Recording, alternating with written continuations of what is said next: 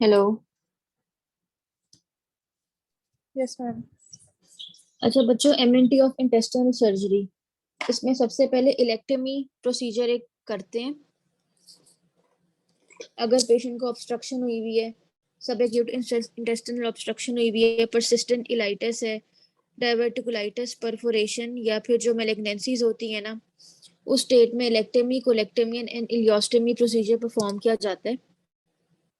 Number one है ileectomy. Ileectomy is basically surgical removal of the ileum. Small intestine का part होता है ilium, और ये सर्जिकली रिमूव कर देते हैं। उसके बाद है नंबर टू पे कोलन कोलेक्टमी। इसमें पूरा का पूरा लार्ज इंटेस्टाइन ही रिमूव कर देते हैं।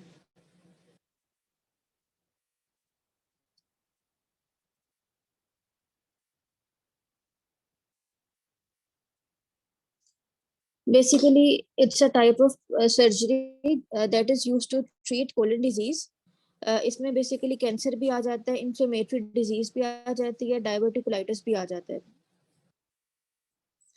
And the surgery is done by removing a portion of the colon, और उस या फिर समटाइम्स पूरी की पूरी लार्ज इंटेस्टाइन भी रिमूव करनी पड़ती है, डिपेंडिंग ऑन पेशेंट स्टेट के क्या प्रॉब्लम क्या है।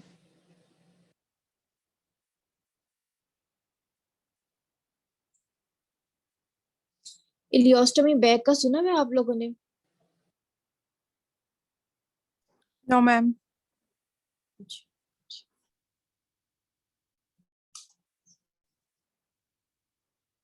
अच्छा, नेक्स्ट प्रोसीजर है ileostomy. Basically it's a procedure where the small intestine is diverted through an opening in the tummy.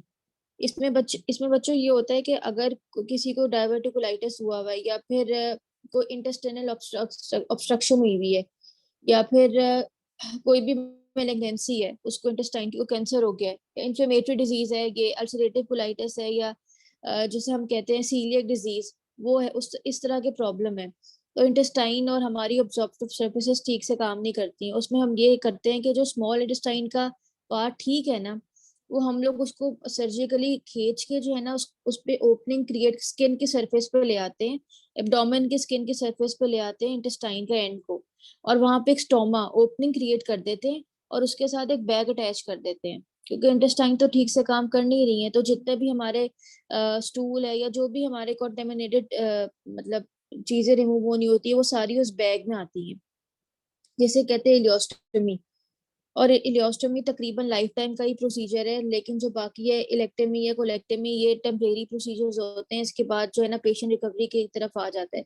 लेकिन इलियोस्टोमी में ये बैग फिर मोस्टली अगर तो ओल्ड एज पेशेंट है तब तो लगा रहेगा लाइफ टाइम के लिए, लेकिन अगर कोई यंग पेशेंट है तो फिर उसमें ये है कि चांसेस आर के वो रिमूव होके जो है ना रिकवरी की तरफ उसकी इंटेस्टाइन आ जाए। लेकिन अगर इंटेस्टाइन रिमूव हो चुकी है तो फिर इसका कोई चांस नहीं होता, फिर ये बैग लाइफ टाइम के लिए ही लगा रहता है। जितना भी हमारा वेस्ट मटेरियल होते हैं, फ्लूइड्स होते हैं, स्टूल होती है, वो फिर इस बैग में आते हैं।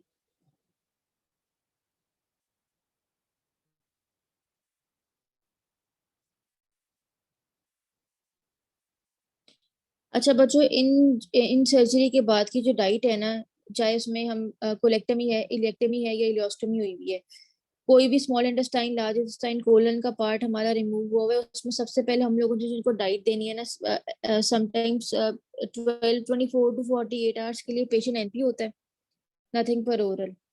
और उसके बाद जब इनकी साउंड्स आना स्टार्ट हो जाएंगी गट की, तो फिर हमने सबसे पहले उनका ओरल इनटेक इस तरह से इनिशिएट करना है कि सिर्फ ओरल सिप्स अलाउ करने हैं इन्हें।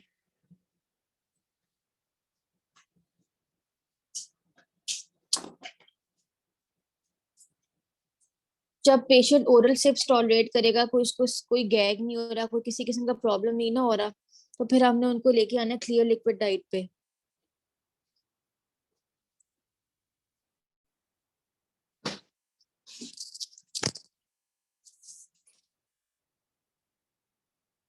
साथ वाला कमरा है।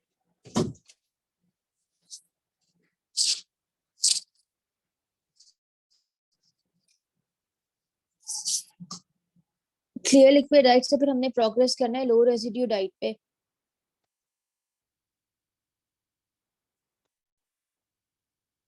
उसके बाद लो फाइबर डाइट ऐड करनी है, और एक एक करके फूड इंट्रोड्यूस करवाना है according to patient tolerance level, देखने के पेशेंट टॉलरेट कर रहा है या नहीं कर रहा, और फ्रीक्वेंट स्मॉल फीडिंग्स अलाउ करनी है रादर देन 3 लार्ज मील्स। और उसके साथ साथ कुछ ऐसी चीजें जो पेशेंट टॉलरेट नहीं कर पाते, जो मतलब हार्ड एंड कंसिस्टेंसी है, जैसे कि नट्स, सीड, स्किन, फ्रूट्स की, onion, lettuce, cabbage, peas, cucumber, sweet corn, mushrooms, raisins या यीस्ट, ये सारी चीजें पेशेंट टॉलरेट नहीं कर पाते, तो ये डाइट से ओमिट करवानी है। और जनरली इनको हाई प्रोटीन और हाई कैलोरीज डाइट दी जाती है, जिसमें जो है ना हमने फैट और वाटर सॉल्युबल विटामिन दोनों देने हैं, क्योंकि इन सब में मेल एब्जॉर्प्शन हुई होती है पेशेंट्स में। इनकी एब्जॉर्प्टिव सर्फेसिस डिस्टर्ब होती हैं, जिसकी वजह से हमने इनको ओरली सप्लीमेंट्स की फॉर्म में या आईवी की फॉर्म में इनको देना है विटामिन और मिनरल। विटामिन B12 के इंजेक्शन जो है ना यूजुअली पेशेंट को दिए जाते हैं, विटामिन C दी जाती है, सोडियम एंड पोटेशियम दिया जाता है।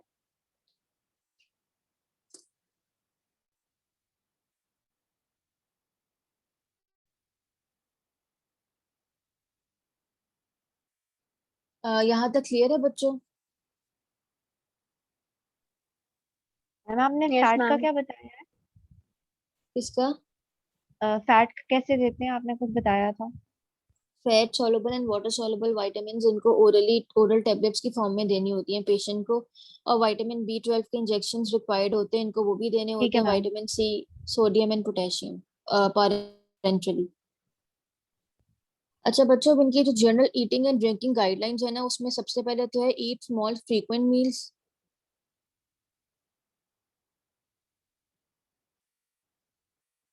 और इसमें 6 फ्रीक्वेंट स्मॉल मील्स देने rather than 3 large meals. Number 2, eat slowly and chew your food well.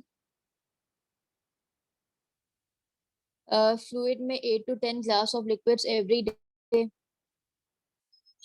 और eat mostly bland and low fibre diet. Number 5, rule of the food is to add one food at a time according to patient tolerance level.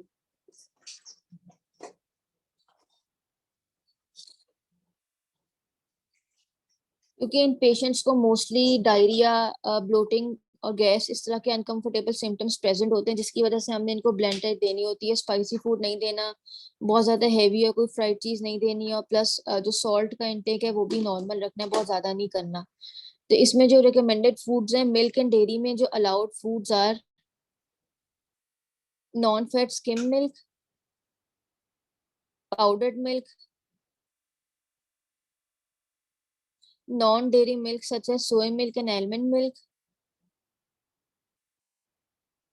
lactose-free dairy products, yogurt, cheese, low-fat ice cream and eggs, ये सारी चीजें allowed है। Food to limits में सबसे पहले whole milk, regular ice cream, nuts वाली, और जो बहुत ज्यादा हेवी ड्रेसिंग वाली होती हैं वो, और milk and dairy product with lactose, ये हमने ओमिट करवाने हैं पेशेंट से।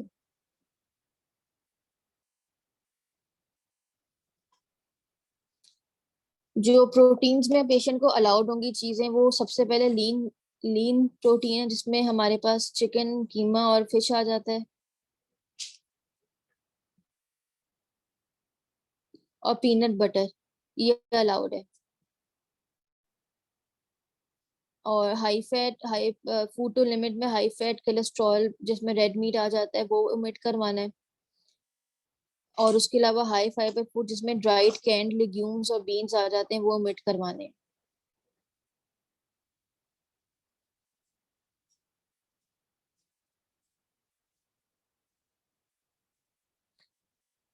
ग्रेन्स में, सीरियल्स में जो फूड अलाउड है, उसमें white bread, pasta and rice,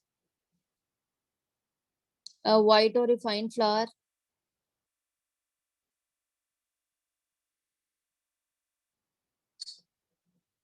ये अलाउड है। और फूड टू लिमिट्स में whole grain, whole wheat bread, brown rice, bran cereal, buckwheat, ये जो है ना लिमिट करवाने पेशेंट से।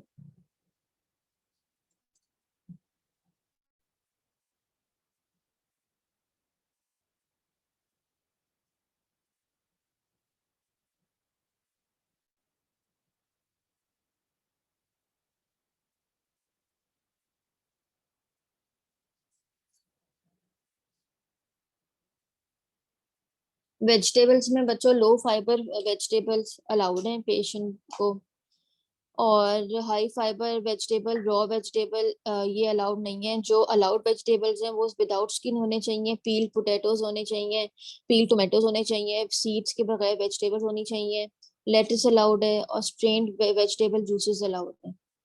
स्ट्रॉन्ग फ्लेवर्ड वेजिटेबल जो है ना अलाउड नहीं है पेशेंट को। और उसके बाद फ्रूट्स, फ्रूट्स में जो फ्रूट्स अलाउड है, pulp free fruit juice, peel fruits such as peeled apple, can fruit allowed है इसमें, लेकिन पाइनएप्पल अलाउड नहीं क्योंकि वो स्ट्रॉन्ग फ्लेवर्ड होता है। फ्रूट विथ थिक स्किन जैसे कि मेलन हो गया, वाटरमेलन हो गया, ये भी अलाउड है। ऑरेंज विदाउट स्किन ये अलाउड है, और बनाना जो राइप हो प्रॉपरली वो अलाउड है।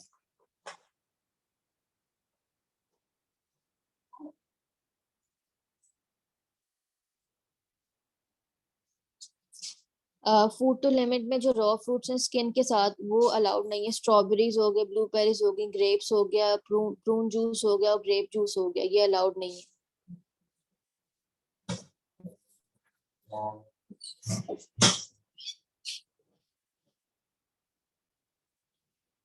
फैट्स में बच्चों foods cook with small amount of fat, जिसमें ऑलिव ऑयल और कैनोला ऑयल आ जाता है, कोई भी वेजिटेबल सोर्स ऑफ ऑयल वो अलाउड है। और जो फूड हमने लिमिट करवाने वो high fat food such as fried food वो हम लोगों ने ओमिट करवा देना।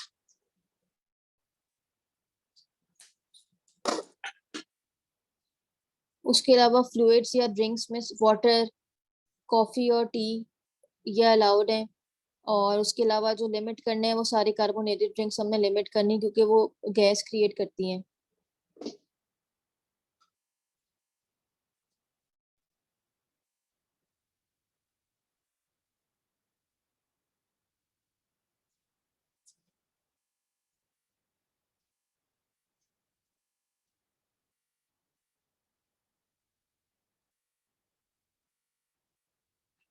जब बच्चों फूड दैट में कॉज डायरिया, तो हमने जो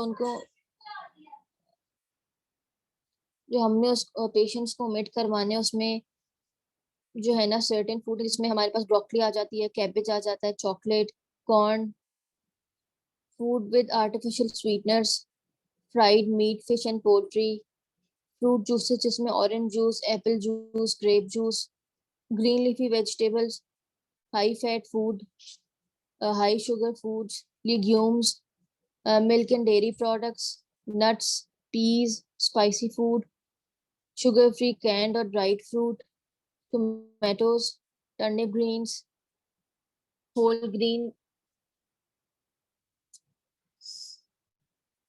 grain such as wheat bread, ये सारी चीजें डायरिया कॉज करती हैं, तो इसको हमने ओमिट करवाना है पेशेंट की डाइट से।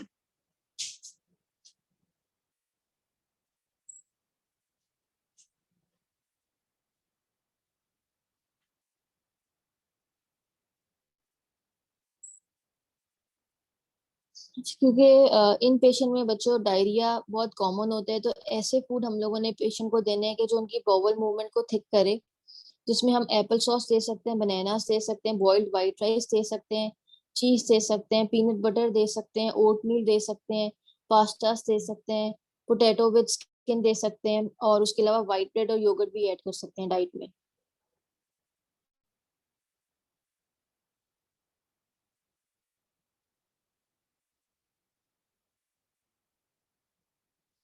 अच्छा, अब ऐसे फूड जो कि गैस कॉज करते हैं, फ्लैटस का फैक्टर इन पेशेंट में प्रेजेंट होता है, उसको ओमिट करवाने के लिए जो फूड हमने ओमिट करवाने पेशेंट्स को, उसमें सबसे पहले strong flavoured vegetables, broccoli, cabbage, carbonated drinks, cauliflower, corn, dried beans and peas, fish, garlic, grapes, milk and dairy products, onion और prunes, peanuts, इसको हमने अवॉइड करवाना है।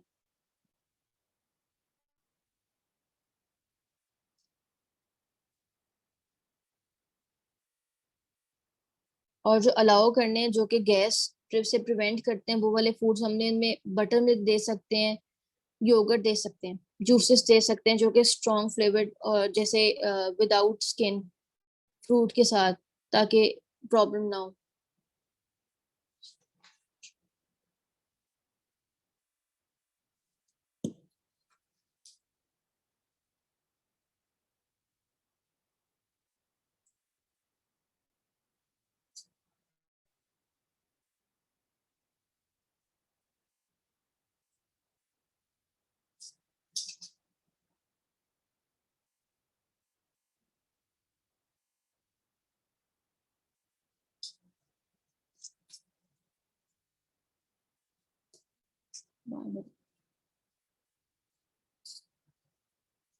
इधर तक क्लियर है?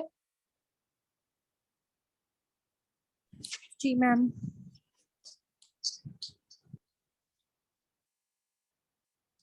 ठीक है।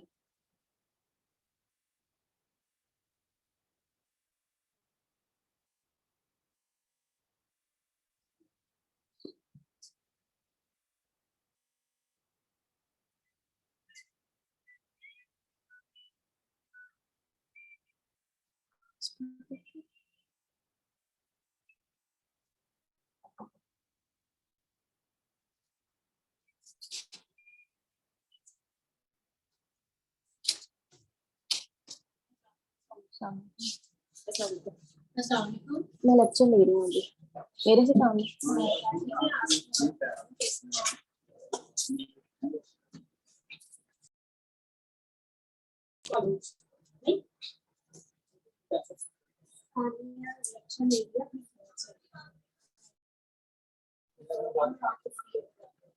बाद में आते हैं।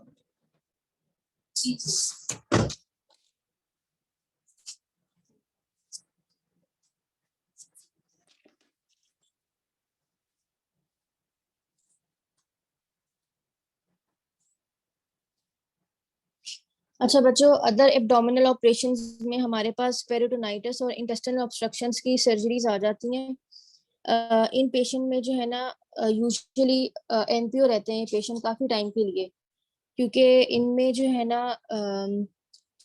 स्टमक और अपर इंटेस्टाइन में से जितने भी हमारे पास फ्लूइड्स होते हैं उनको उनके रिडक्शन के लिए और डिस्टेंशन को खत्म करने के लिए उनकी जो है ना ड्रेनेज करनी होती है स्टमक और अपर इंटेस्टाइन में से।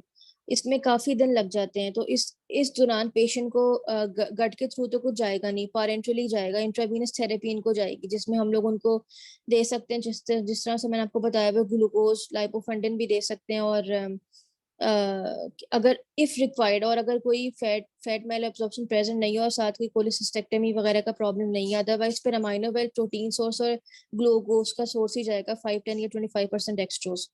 और जब पेशेंट यूजुअली ये सारी थेरेपी इनकी हो जाती है, डिस्टेंशन खत्म हो जाती है और गैस्ट्रोइंटेस्टाइनल फंक्शन रिज्यूम हो जाता है, गट साउंड प्रोमिनेंट हो जाती है, उसके बाद जो उनको स्टार्ट करवाना है according to patient tolerance level, सबसे पहले पानी है, उसके बाद यखनी है, और उसके अलावा चाय है, और साथ ही साथ लो रेजिड्यू डाइट। इसके अलावा कुछ और स्टार्ट नहीं करवाना होता, फॉरेन रेगुलर डाइट की तरफ नहीं लाते, सिर्फ लिक्विड्स देते हैं, फिर क्लियर लिक्विड देते हैं सबसे पहले, उसके बाद फुल फ्लूइड फॉर्म में पेशेंट को दी जाती है डाइट, और उसके बाद जो है ना आहिस्ता आहिस्ता करके इनको रेगुलर डाइट की तरफ लाया जाता है।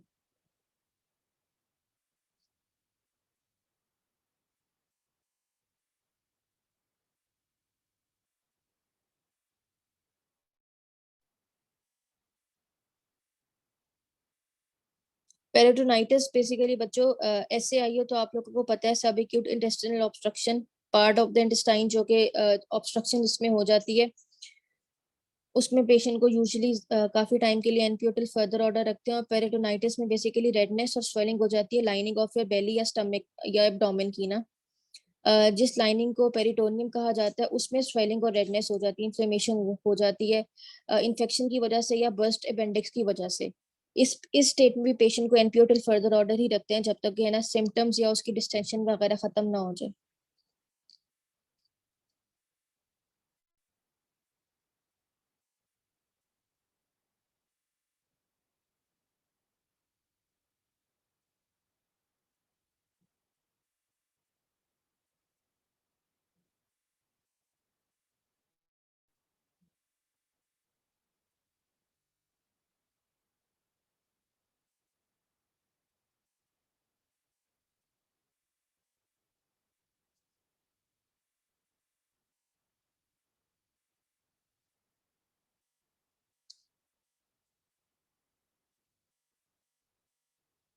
ठीक है, इधर तक क्लियर है सबको?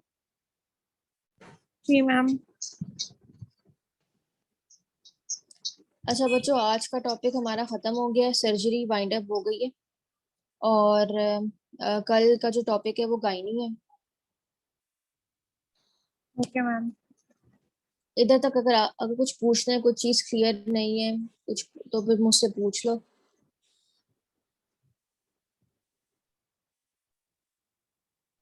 क्लियर है मैम इनकी जो रिक्वायरमेंट्स होंगी वो जैसे हम नॉर्मल पेशेंट्स की कैलकुलेट करते हैं वैसे ही कैलकुलेट करेंगे? हाँ जी, वो जो आपका फॉर्मूला है BMR, और उसके अलावा आइडल बॉडी वेट के साथ जी मैम, मल्टीप्लिकेशन, उसके स्ट्रेस जी। ठीक है मैम। और उसके अलावा जो है ना, इनके सारों के ना डाइट प्लान साथ साथ बनाओ।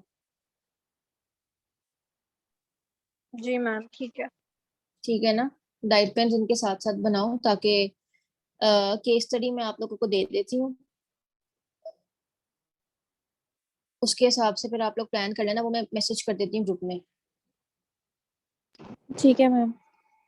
ठीक है। ठीक है।